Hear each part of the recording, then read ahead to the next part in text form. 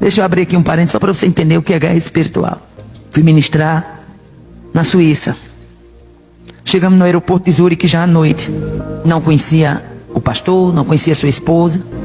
E aí, quando chegamos na casa daquele casal, eles disseram: a gente preparou o jantar, vocês estão com muitas horas de voo, tem a questão do fuso horário, vocês vão jantar, banhar e dormir. Amanhã a gente conversa, tá bom. E assim a gente fez. Fomos dormir.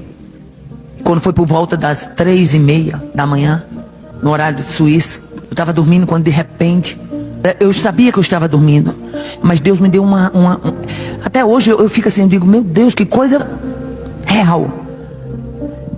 Foi uma revelação, mas ao mesmo tempo era como que fosse uma visão, era como se eu tivesse transportada para aquele cenário, completamente.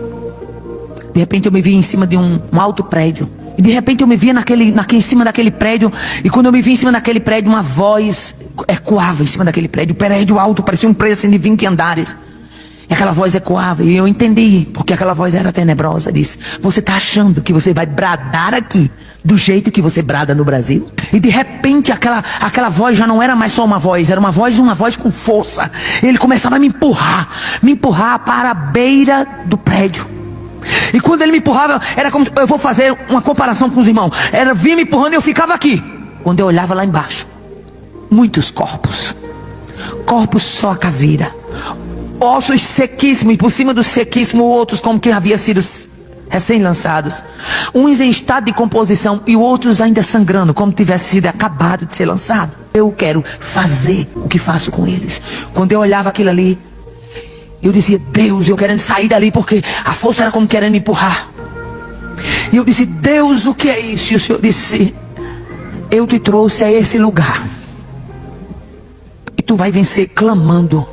E eu disse: eu não tenho força. E Deus disse: começa a clamar devagarzinho, com a pouca força que você tem. Oh, aleluia.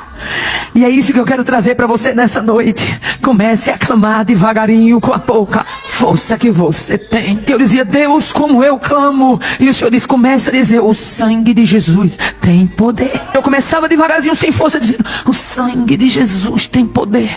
E à medida que aquela voz ia saindo, como se fosse um gemido, quase sem eu conseguir expressar, eu ia ganhando força, eu ia ganhando marra, e eu ia dizendo: o sangue de Jesus tem poder. O sangue de Jesus tem poder. E eu ia ganhando força. Ei, avivamento começa você reconhecendo que é pequeno, que é fraco, mas que é um Deus forte e poderoso para te ajudar, para te fortalecer, para te dar marra de vitorioso. E eu disse: o sangue de Jesus tem poder. Aí eu me levantei, já estava sentada na cama, olhei, já estão dormindo.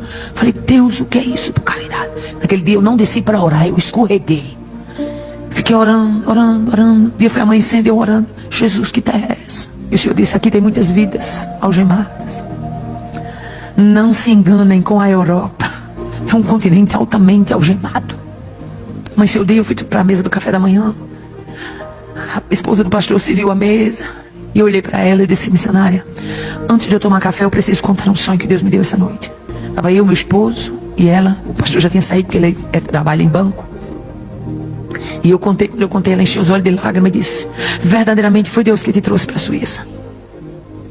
Nós aqui temos um índice altíssimo de suicídio, onde as pessoas sobem, são magnatas, donos de banco, gente rica, irmã Aparecida, rica que o Brasil nem sabe como é a riqueza desse povo.